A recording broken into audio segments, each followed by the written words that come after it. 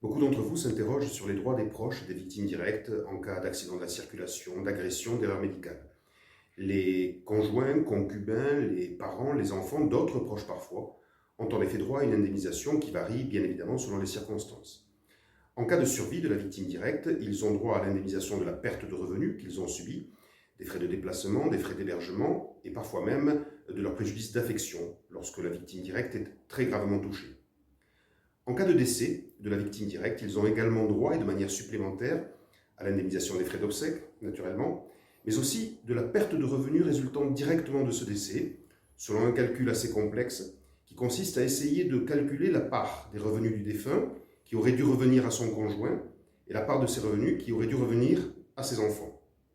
Par ailleurs, les capitaux décès versés par les compagnies d'assurance, notamment, peuvent parfois s'imputer sur ces indemnités et les réduire d'autant, mais ça n'est pas toujours systématique et il faut donc y prêter une grande attention.